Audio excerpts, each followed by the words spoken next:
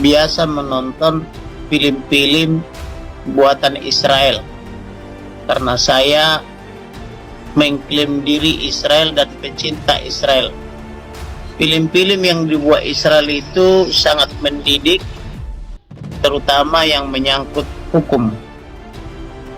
Oleh karena itu, saya melempar pertanyaan buat kita semua. Saya belajar dari kasus Ahok.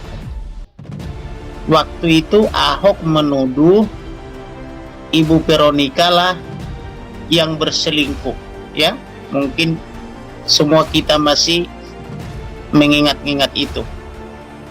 Bahkan Ahok paling sering menyebut nama Yesus, seolah-olah Ahok itu benar.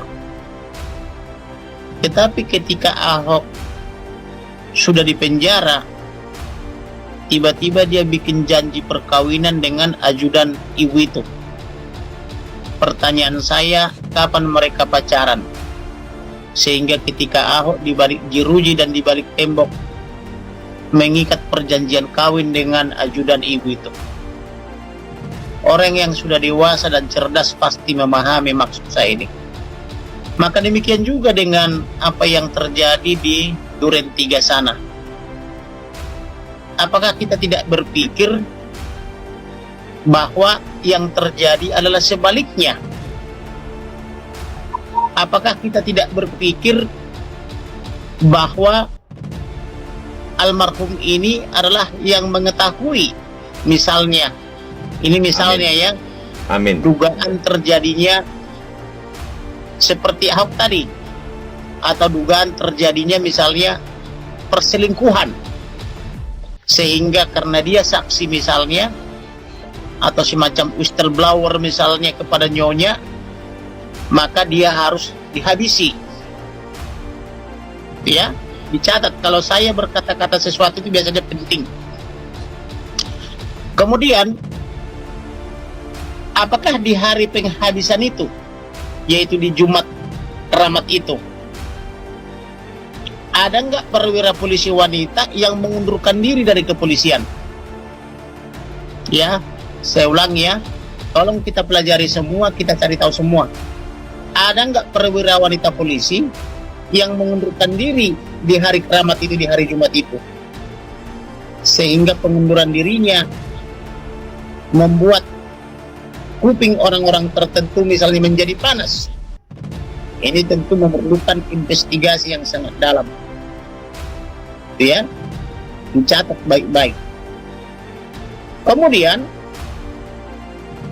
mengenai apa yang dilakukan oleh penyidik Polres Jakarta Selatan, kita tidak bisa pakai itu.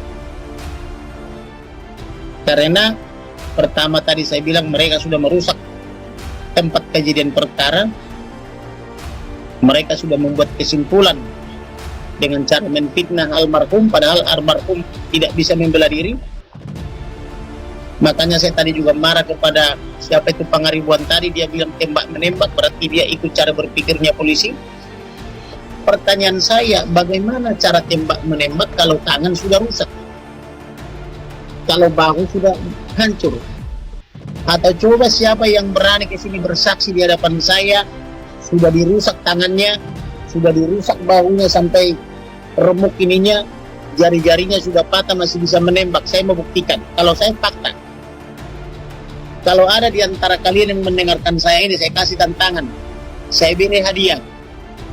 1 miliar saya kasih. Kalau sudah dirusak tangannya, ya, jari-jarinya sudah dirusak, tangannya sudah dirusak, mesinnya di bahu sudah dirusak, kakinya sudah dirusak dengan benda tajam, rahangnya sudah pindah, masih bisa tembak-menembak. Hidungnya sudah disobek, bibirnya sudah disayat. Kita coba dulu, siapa yang bisa tembak-menembak dengan itu? Maka tolonglah ya. Sebentar dulu, tolong ya. Ya, sebentar. Jangan ada kata-kata yang mengatakan tembak-menembak, karena sampai detik ini tidak ada bukti apapun, tidak ada keterangan saksi manapun yang menyatakan tembak-menembak. Itu hanya penjelasan dari para Karopenmas. ya